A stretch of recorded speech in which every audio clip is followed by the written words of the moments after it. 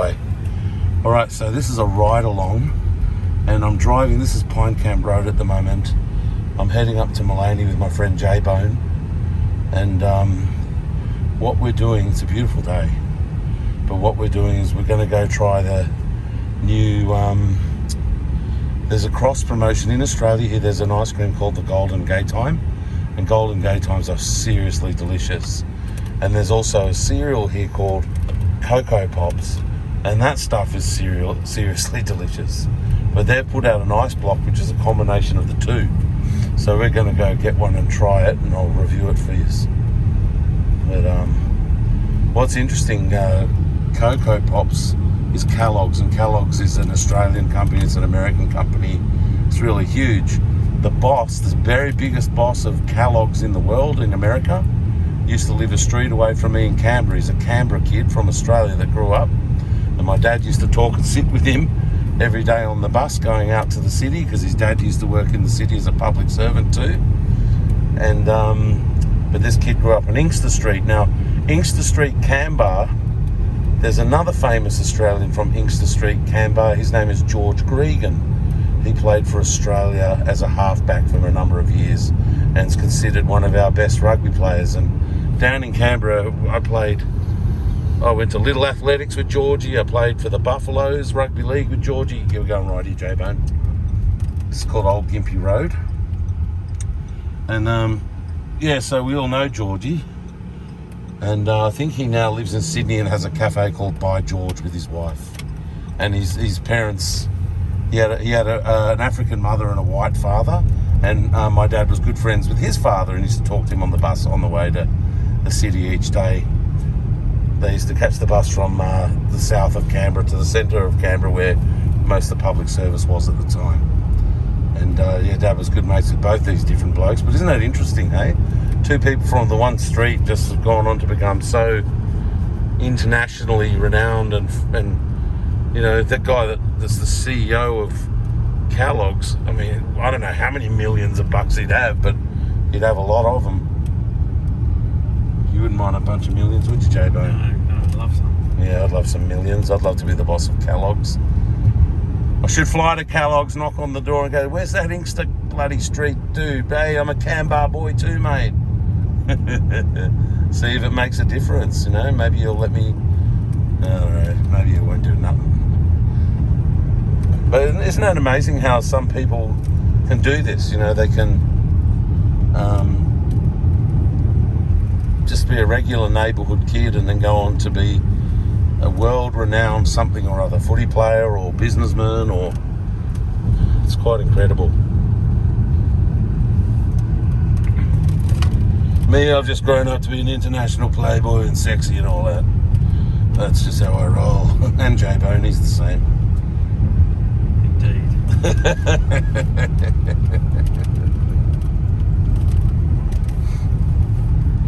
But yeah, Coco Pops, eh? I love them. Do you have a favourite cereal, Chase? I really, really love Coco Pops. Oh. It's probably my favourite. But we can't have them in the house because my kids just probably would eat the whole pack Yeah. in a day. It's too much sugar and... Yeah, all that good stuff. You know, I bought at a... I've got these Coco Pop plates. And they say Coco Pops on the side, and they've got the monkey, Coco the monkey on them and that. Yeah. And they've got an inbuilt hard plastic straw. It's inbuilt into the bowl.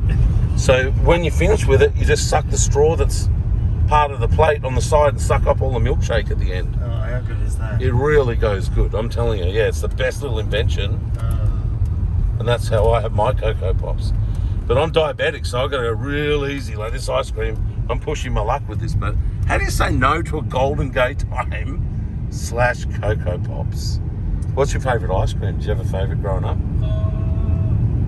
I do like a cornetto or a drumstick, or a chocolate heart. Oh, yeah. Yeah, I think that was probably my two favourite, I think. Or just, you know what, a good old-fashioned banana paddle pop. Yeah, paddle pops. Paddle pop. Remember Billabongs and paddle pops were so similar? They were, yes, they were. I think one's Dairy Farmers and the other one's Peters or whatever, I don't know. Streets and Peters, probably. Yeah, that's it. Yes. as a kid, your whole world is, to me, my whole world was lollies, ice creams, packets of chips. I can remember even my dad, when the ice cream truck came, he'd go running and go, ice cream truck. You know that used to play Greensleeves? Yes. And there'd be pink Mr. Whippy trucks, or at least that's what it was in Canberra. And every kid in my neighbourhood used to be queued up at the truck. Yes, those were the days. You don't see them too much around anymore, do you? No, but it was so fun, wasn't it? Yes. Because you'd be sitting there and you'd be watching, school holidays, and it's either Saturday afternoon cartoons or in the school holidays. They used to put banana splits and all those things on the ABC during the weekdays at 2 in the afternoon as well, because it was school holidays. Yes. And it'd come on, and then in the distance, you'd hear that ice cream truck. And you knew you had to sprint to the truck to get it, but you also wanted to get back in time to not miss any cartoon. I guess. But Yes. but Absolutely. once you're eating that ice cream and it hits your lips, you almost forget that the cartoons are on inside. You're sitting there and you're just spilling it everywhere, and then you might even go off and play touch footy with all the kids that you met at the ice cream truck. Well, that's what we used to do, and forget that the cartoons were on. But other times you'd race back to see whatever's going on Danger Island on banana splits or something. That's right, left. This is where you go to Maleny. A lot of wealth in Maleny. Plenty of $20 million mansions and that up here, man. I think some real big boss from Channel 10 or 9, I think Channel 10 lives up here, because there's quite a few celebrities from television that live up here now. Like you got that guy Dicko that used to be the judge on Australian Idol. Yeah. And Dicko used to be the boss of Sony England, I think, and he used to, look after Robbie Williams and U2 and everybody, I think. And then he came out here and was the boss of Sony here. He's here, and and he's got a lot to do with TV, because that's sort of what he does now. He's a TV personality. He only just recently he had a show, Dicko Does Something, Travels Queensland or something, I don't know. And then there's this other chick named Ali Ochen. She lives up here. I met her at the fruit shop. She was the Bachelorette. And then there's a chick from Australian Idol that won Australian Idol. She lives up here. I can't think of her name offhand. She's a little Greek chick from Melbourne that used to work at a mum and dad's pizza shop playing the piano in the corner. And then she won Australian Idol. She's up here. And I think they're here just to be close to that TV network boss, because it makes sense, you're going to get more roles on TV and that if you're going out to dinner with him a bit and that, I guess. I don't really fully know how the TV business works. I didn't ask Ali those questions. She told me, she said to me, this Ali, she goes, well, actually, I'll tell you the story, J-Bone. This is an interesting one. I run into Ali Ochen. I had no idea who she was. I really didn't, no clue. But she's really fit and really ripped. And I at the time, I was doing a series called Pump Seekers here, where Sam and I were lifting weights every day and filming it. And then, by coincidence, I spoke to this really ripped and vascular woman at Caloundra. Turned out she'd won 2 Mr. Olympias in America a few years ago. Yeah. So I got an interview with her, and then I spoke to this bloke, and he had never won an Olympia, but he was at the 1980 Olympia, with the one where Arnold came out to the Opera House and Tom Platz and all them. And he did, I don't know what place he got in that, but he won, when he was younger, he won a clean sweep of every possible thing you could win in Australia and all that, right? So he's a very accomplished bodybuilder, and that just was randomly approaching ripped people and saying, "You're a bodybuilder?" They go, "Yeah, I've won this." And I say, "Can I interview?" And they go, "Yeah." So Ali, I thought, was a bodybuilder. And anyway, she goes, "No, I'm not a bodybuilder." I said, "Oh, geez, you're ripped." I said, "Anyway, nice to meet you, bye." Went to walk off, and then she goes, "Oh, no, but I have just finished doing an SAS course." And I said, "Oh, are you in the army?" She goes, "No." And she goes, "But I have just finished an SAS course." It's like Groundhog Day. And I said, and I got confused. And so once again, I said, "Oh, so you're in the army? Or I'm not getting this. Or was it with your workplace? They took you on some SAS course, because you're a CEO or something? Or, they do that sometimes for confidence and team building and all this." Yeah. But it turns out she'd just been on the highest rating show in Australia as a celebrity on celebrity SAS training. And she didn't tell me that, you know what I mean? And then I sort of pieced it together and said, "Oh, that SAS thing on the TV." And she went, "Yeah." And then she goes, I think she then said she was a bachelorette. And I said, "Oh, I'm really sorry. I didn't recognise you for any of that stuff." whatever. And then I just said, see ya. She goes, well, basically, don't you want to interview me? So, oh, okay, yeah, sure. And then, so she insisted that I interview her and said, chase me on DM. And I said, okay. Then she started to act like I was bothering her and she couldn't get away from me. And it was like, I was happy to leave from the get-go. And, you know what I mean? I'd never even thought of the idea, really. But anyway, and then I DM'd her to try and get the interview because I thought, well, this is interesting. And I even did a video about meeting her on my YouTube channel and talked about how, people do different interesting things and whatever. And I look forward to talking to her and that. And she never answered me back. And I just thought, well... And I sort of thought, well, that's what she sort of wanted to do all along. And I thought, what a weirdo. But she's quite attractive, but she's like in her 30s and whatever. And she'd just broken up with a boyfriend because she got busted cheating. She met a guy on The Bachelor. Oh. And then he came home and found her, someone making love to her on the stairs of their house at Maleny here, as I understand it. And then they broke up, and she reckons she's heartbroken and he's the love of her life and all that. But when I met her, I wasn't too impressed with her personality, if I'm honest with you.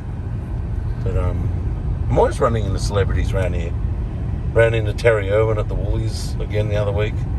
I don't talk to Terry anymore though. I asked her out once, she said no, and I don't want to be, what else have I got to talk to her about?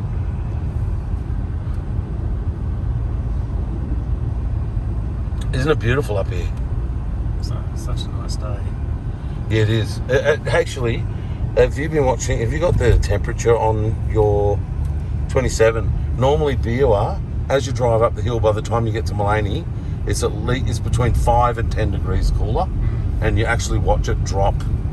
And then when you drive back, you watch it. Yeah, there it is. There, you watch it go back up again. You know what I mean? So we might get down to 24. Yeah, it's just gone down. See, 26 from 27.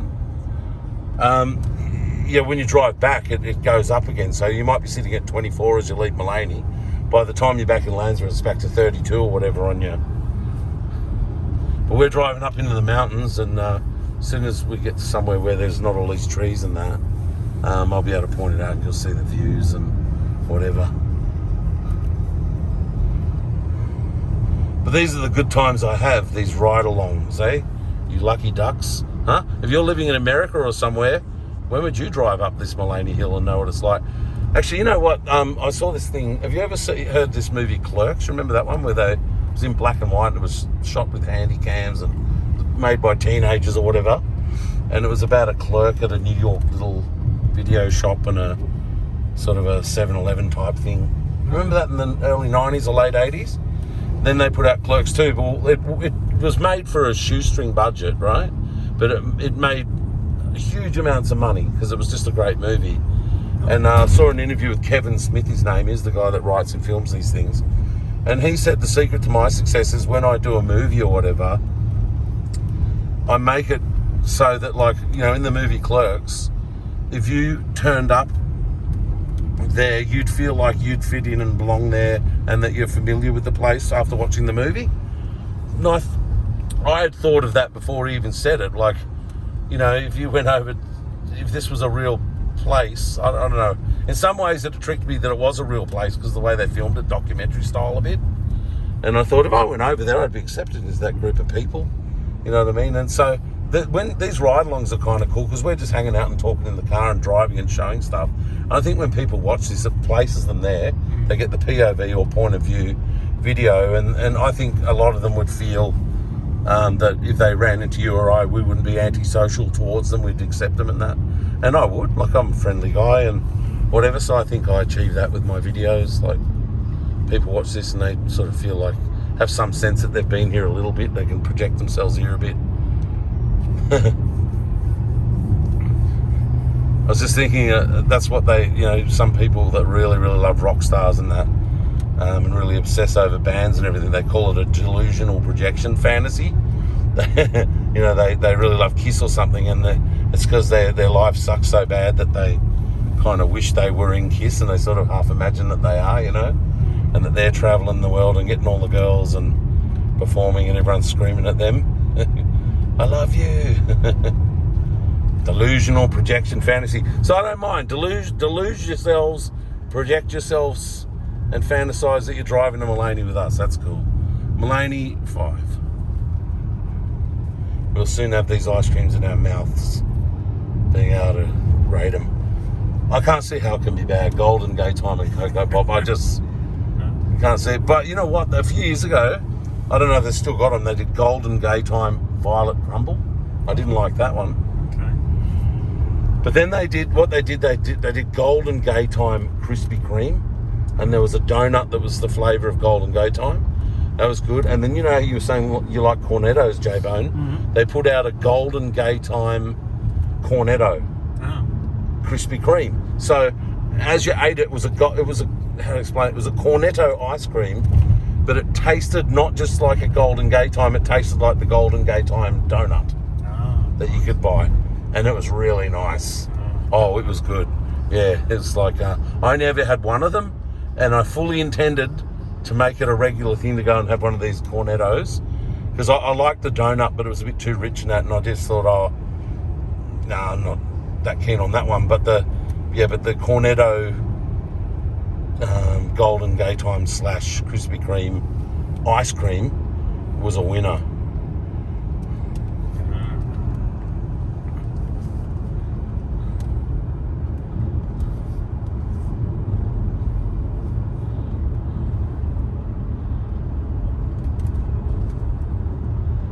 So that's right, people. I live at Biwa, and Biwa, it's pretty much 20 minutes from Maleny, which is right up here in what they call the Sunshine Coast hinterland. I think Biwa is referred to as the hinterland.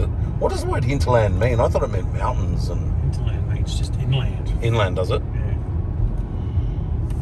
If we were to turn left here, which we're not, that'll take you to the Maleny dairies. They're really famous, and their dairy products are all over Australia, probably New Zealand as well, in the dairy fridge, you know, your milks and your creams and all that, and it's really nice.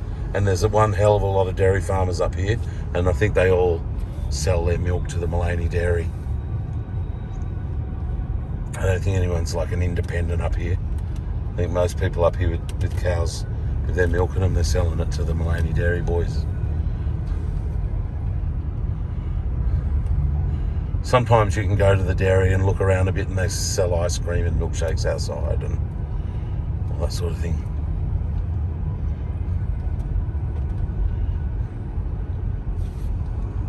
So it's at the Woolworths, is it, Jace? Yeah. All right. That's what I said. Do you know where it is? As we go down the hill, that's on the right. Yeah, it's just on the right as you come in. Maleny, out of everywhere in Australia, has got the least immunised and inoculated people. They're all rich hippies and that, and they believe that the government, you know, when they inject you with these things, they manipulate your mind and, you know, all that sort of thing. So, yeah, most of the people up here haven't been immunised or any of these things. And, yeah. So I think it's this right here. Oh, look, you've got cows. See the cows out the front? And that's the Woolworths there. I'll take us right in and wait till we park before I turn it off so you get the full experience. Hey, you've spent a good 20 minutes. You know, let's say you're at work or something, or having a bad day at home, you're sick, you're depressed, you've watched this. It's kind of cool to think that you've sort of spent 20 minutes in Maleny, Queensland. Had an escape, somewhere to go where you could get away from it all.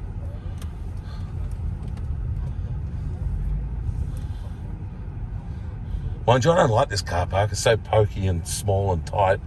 I don't like to put negativity in my videos, but you people should have done a better car park. You feel me? You feel me, dog? All right. Over and out. See you soon, folks.